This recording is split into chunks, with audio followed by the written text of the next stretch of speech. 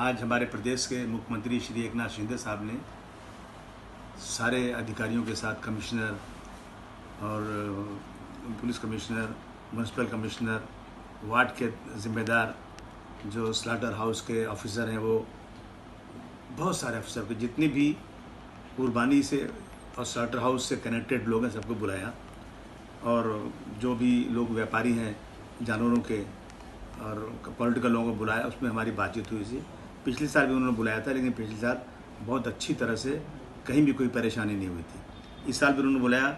मुझे खुशी है, मैं उनका शुक्रिया अदा करता हूँ कि शिंदे साहब ने सब बातें सुनी और हम लोग जितनी डिमांड की उन्होंने सब अप्रूव किया और अफसरों से कहा कि आज से इस पर कार्रवाई शुरू करो। जिससे जानवरों की फ़ीस, जो जानवर उसमें अंदर आते हैं उसकी फ़ीस लगती है, वो फीस उन्होंने वेव करने की, पिछले साल वेव किया था, अब की साल में पूरी फीस हम वेव कर देंगे। और उसके बाद पार्किंग होती में कुछ लोग धांधली करके एक लोगों से 5-6 हज़ार रुपया पार्किंग का ले लेते थे, वो ख़त्म कर दिया उन्होंने। गोश्त कटता है तो जगह काटने की कम है और उसकी जगह बढ़ाने की बात हुई। गाड़ियाँ गोश्त भर के खड़ी रहती हैं, 4-4 घंटे बाहर नहीं निकल पाती, उस पर बात उनसे हुई। और सफाई के लिए जितने कर्मचारी, उससे कई गुना कर्मचारी बढ़ाइए और हर 3-3 घंटे में सफाई का अच्छी तरह बंदोबस्त किया जाए। सिक्योरिटी ऑफ पर्सनल लोग ज़्यादा रहना चाहिए, क्योंकि बहुत सारे लोग अंदर आके चोरी करते हैं, पैकेट मारते हैं।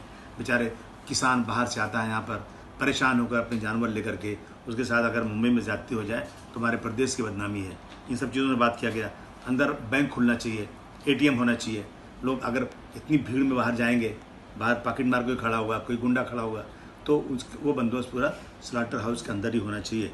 ज़्यादा से ज़्यादा CCTV रहना चाहिए, ताकि सारे लोगों की जो मॉनिटरिंग बराबर की जा सके। और जो है गाड़ियों में जानवर की गिनती क्यों करते हो आप?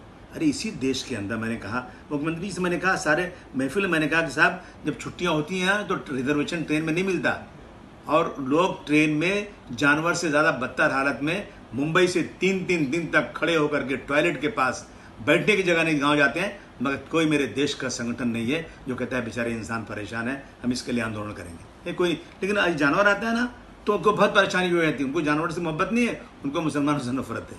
तो आप एक आप ये कि अगर कोई जानवर ज़्यादा लाता है और जानवर कहीं आपस में लड़ गए, सींग टूट गई, उनका जो पैर खुर टूट गई, उनकी चमड़ी कट गई, तो वो जानवर बेकार है, उसकी कुर्बानी हो ही नहीं सकती। जो ला रहा है ना, उसका नुकसान है।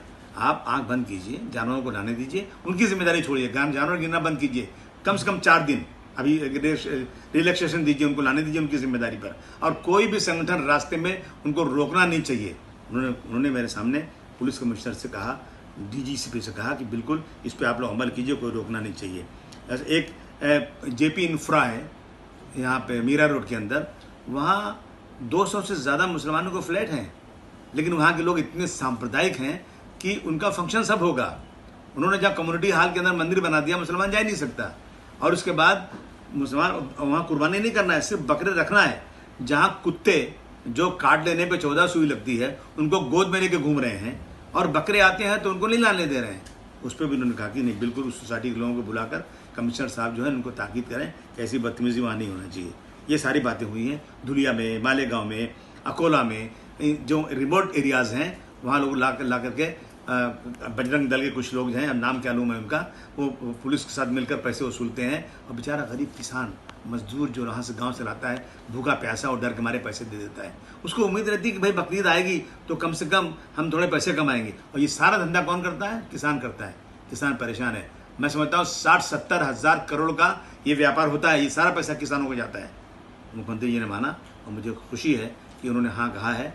और मैं महाराष्ट्र की जनता से कहना चाहता हूँ कि आप भी लोग भी कानून के दायरे में रहकर अपना काम कीजिए। हम लोग बैठे हैं, मुख्यमंत्री जी से बात कर रहे हैं, और उन्होंने सारे अधिकारियों को कहा है कि बकरीद में किसी को कोई तकलीफ ना होने पाए।